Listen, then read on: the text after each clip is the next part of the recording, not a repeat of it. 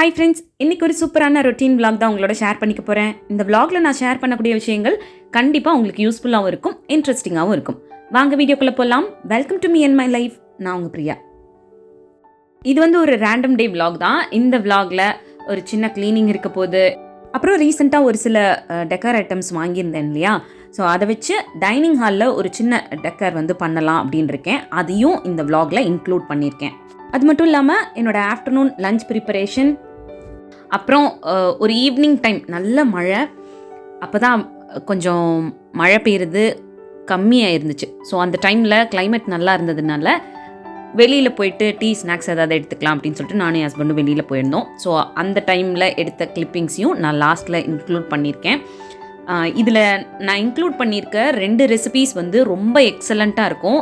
அதோட detailed video வேணும் அப்படின்னா நம்மளோட குக்கிங் சேனல் பிரியாஸ் மதுரைக்காரங்க சமையலில் நீங்கள் பார்க்கலாம். அந்த லிங்க் நான் டிஸ்கிரிப்ஷனில் கொடுக்குறேன்.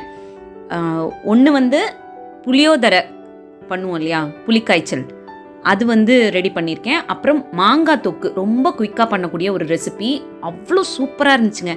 எனக்கு இப்போ சொல்லும்போது கூட அப்படியே அந்த மாங்காய் தொக்கோட டேஸ்ட்டு இன்னும் என் மனசுக்குள்ளே இருக்குது, அவ்வளோ டேஸ்ட்டாக இருந்துச்சு. ஸோ அந்த ரெசிபியும் நீங்கள் ட்ரை பண்ணி பாருங்கள், உங்களுக்கு இந்த மாதிரி ரெசிபீஸ்லாம் பிடிக்கும் அப்படின்னா. ஓகே, இந்த vlog பார்த்துக்கிட்டே இன்றைக்கான வீடியோக்குள்ளே போயிடலாம். அதுக்கு முன்னாடி ஒரு சின்ன ரிக்வெஸ்ட், நீங்கள் இந்த வீடியோ பார்த்துட்டு இருக்கும்போதோ இல்லை பார்த்து முடிக்கும் போதோ இதில் இருக்க கண்டென்ட் உங்களுக்கு பிடிச்சிருந்ததுன்னா மறக்காமல் வீடியோ கீழே இருக்க லைக் பட்டனை கிளிக் பண்ணிக்கோங்க. அப்படி நீங்கள் கொடுக்க போகிற அந்த குட்டி குட்டி லைக்ஸ் எல்லாமே இன்னும் நல்ல நல்ல கண்டென்ட்லாம் நான் உங்களோட ஷேர் பண்ணிக்கிறதுக்கு எனக்கு கொஞ்சம் மோட்டிவேட்டிங்காக இருக்கும். இன்றைக்கான டாப்பிக்கில் எதை பற்றி பேச போகிறோம் அப்படின்னு பார்த்தீங்கன்னா, நம்மளோட மைண்டை எப்படி நம்மளோட கண்ட்ரோலில் வச்சுக்கிறது.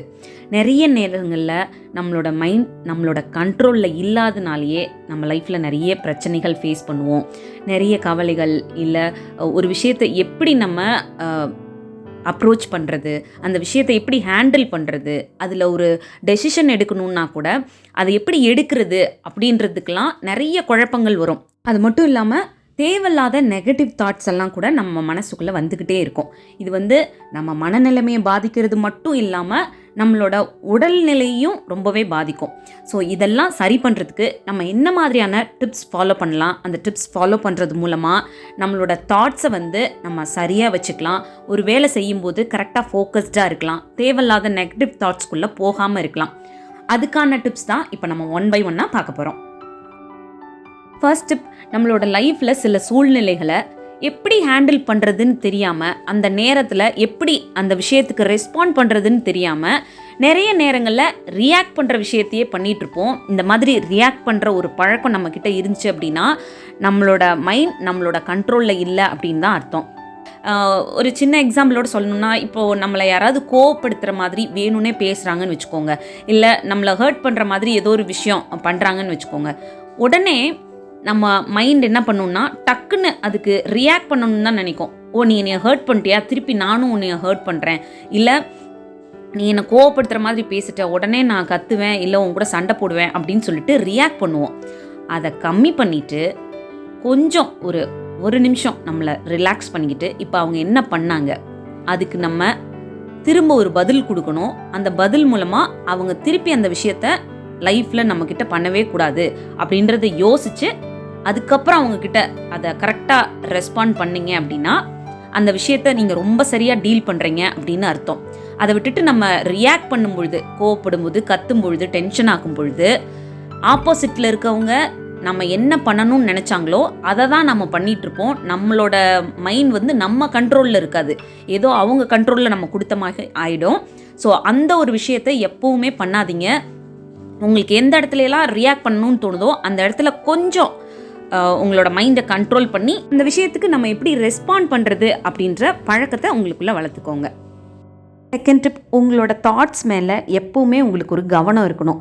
நம்ம எந்த மாதிரி ஒரு விஷயத்தை அப்ரோச் பண்ணுறோம், அதை எப்படி ஹேண்டில் பண்ணுறோம், நம்மளோட தாட்ஸ் பொதுவாகவே நம்ம லைஃப்பில் எப்படி இருக்குது, எந்த மாதிரியான தாட்ஸ் ஜாஸ்தியாக நமக்குள்ளே இருக்குது, ஒரு மாதிரி நெகட்டிவ் தாட்ஸே அதிகமாக வந்துக்கிட்டே இருக்குது அப்படின்னா ஏன் வருது, எதுக்கு வருது, இந்த நெகட்டிவ் தாட்ஸ் வர்றதுக்கான காரணம் என்ன, இதை நம்மக்கிட்ட இருந்து ரிமூவ் பண்ணணும் அப்படின்னு நினச்சோன்னா அதுக்கு நம்ம என்ன பண்ணணும், அதுக்கான சொல்யூஷன் என்ன அப்படின்றதுலாம் கொஞ்சம் கவனம் கொடுக்க ஆரம்பித்தோம் அப்படின்னா நமக்குள்ளே வர்ற தாட்ஸ் அது பாசிட்டிவாக இருந்தாலும் சரி நெகட்டிவாக இருந்தாலும் சரி அதை சரியாக ஹேண்டில் பண்ணுறதுக்கான பவர் நம்ம கையில் இருக்கும். நம்மளோட சிந்தனைகளை நம்மளால் கண்ட்ரோல் பண்ண முடியாமல் இருந்தோம் அப்படின்னா நம்ம பேசுகிற விதமும் நம்ம பிஹேவ் பண்ணுற விதமும் நம்மளோட கண்ட்ரோல்லே இருக்காது. யார்கிட்ட வேணாலும் என்ன மாதிரியான வார்த்தைகள் வேணாலும் டக்குன்னு யூஸ் பண்ணிடுவோம். நம்மளோட பிஹேவியர் ஒருத்தரை ஹர்ட் பண்ணுற மாதிரி ஆகிடும், இல்லை அதுவே ஒரு பிரச்சனைகளை உருவாக்குற மாதிரி ஆகிடும். ஸோ எப்போவுமே நம்மளோட மைண்டை கண்ட்ரோல் பண்ணோம் அப்படின்னா நம்மளோட வார்த்தைகள்லையும் நம்மளோட நடவடிக்கைகள்லையும் ஒரு கண்ட்ரோல் இருக்கும்.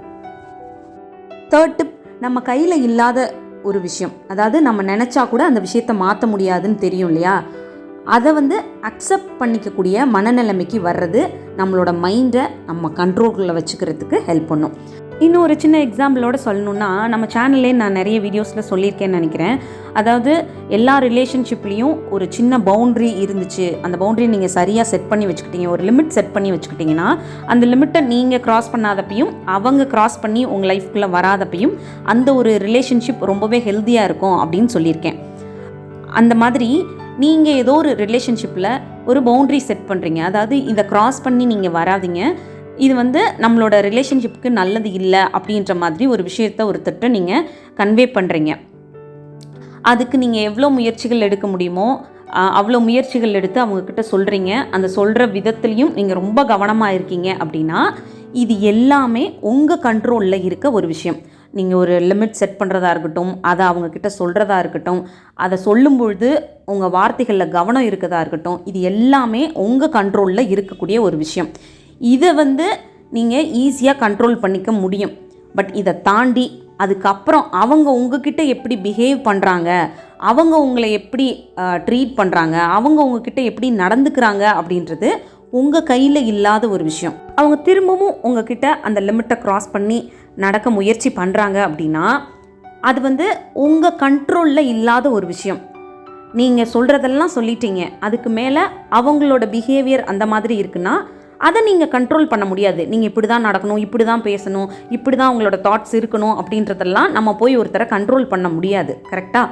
ஸோ இந்த மாதிரியான விஷயங்களை நினச்சி இவங்க ஏன் திரும்ப இப்படி பிஹேவ் பண்ணுறாங்க, ஏன் இப்படி நடந்துக்கிறாங்க, நம்ம இவ்வளோ சொல்லியும் இந்த மாதிரி நடந்துக்க ட்ரை பண்ணுறாங்களே அப்படின்னு நினச்சி உங்களை நீங்களே கஷ்டப்படுத்திக்கிறது, உங்களை நினச்சி வருத்தப்படுறது, இல்லை அவங்க மேலே இன்னும் கோவப்படுறது, டென்ஷன் ஆகிறது, இப்படி விஷயங்கள்லாம் பண்ணிங்கன்னா உங்கள் மைண்ட் உங்களோட கண்ட்ரோல்லே இல்லை அப்படின்னு தான் அர்த்தம். அதுக்கு பதிலாக இன்னுமே அவங்கள விட்டு நம்ம விலகி இருந்துக்கலாம். இவங்களோட பிஹேவியர் சரியில்லையா, இன்னும் அந்த லிமிட்டை ஸ்ட்ரிக்ட் பண்ணிக்கலாம், இன்னும் கொஞ்சம் தள்ளி இருந்துக்கலாம், இன்னும் அவங்க நம்மளோட லைஃப்குள்ளே வர்றதை அவாய்ட் பண்ணலாம் அப்படின்னு கொஞ்சம் தள்ளி போக ஆரம்பிச்சிட்டிங்க அப்படின்னா அந்த விஷயத்தை நீங்கள் ரொம்ப மெச்சோர்டாக ஹேண்டில் பண்ணுறீங்க அப்படின்னு அர்த்தம். உங்களோட மைண்ட் உங்களோட கண்ட்ரோலில் இருக்குதுன்னு அர்த்தம். நீங்கள் உங்கள் கண்ட்ரோலில் இல்லாத விஷயத்தை நினச்சி வருத்தப்படாமல் சரியாக அதை டீல் பண்ணிக்கிட்டு இருக்கீங்க அப்படின்னு அர்த்தம். ஃபோர்த் டிப், ஏதோ ஒரு தாட் உங்களை ரொம்ப டிஸ்டர்ப் பண்ணிக்கிட்டே இருக்குது, உங்களை ரொம்ப கஷ்டப்படுத்துகிற மாதிரி இருக்குது, அதை நினைக்கும் போதெல்லாம் நீங்கள் ரொம்ப வேதனைப்படுறீங்க அப்படின்னா அந்த தாட்ஸுக்கு நீங்கள் பண்ண வேண்டிய முக்கியமான விஷயம் இம்பார்ட்டன்ஸ் கொடுக்காம இருக்குது. அதுக்கு ஒரு அட்டென்ஷன் கொடுக்காதீங்க, அதுக்கு இம்பார்ட்டன்ஸ் கொடுக்காதீங்க, அதை யோசிக்கணும் அப்படின்னு நினச்சி டைம் கொடுக்காதீங்க. அந்த மாதிரி தாட்ஸ் உங்களுக்கு ஒரு செகண்ட் வருது பார்த்தீங்களா, அப்போவே உங்களை டிஸ்ட்ராக்ட் பண்ணிக்கிறதுக்கான ஒரு விஷயத்தில் உங்களோட கவனத்தை செலுத்த ஆரம்பிங்க. அப்படி இல்லைன்னா இந்த தாட்ஸ் நமக்கு தேவையில்லாதது, இதை நினச்சி என்ன ஆக போகுது, இதை இப்போ யோசித்து வருத்தப்பட்டு உட்கார்றதுனால நம்ம நினைக்கக்கூடிய விஷயம் வாழ்க்கையில் மாறிட போதா, கிடையவே கிடையாது. இப்படியே யோசித்து நம்மளோட மைண்ட் தான் ரொம்ப ட்ரைன் அவுட் ஆன மாதிரி ஆகும், நம்ம நேரம் வேஸ்ட் ஆகும்.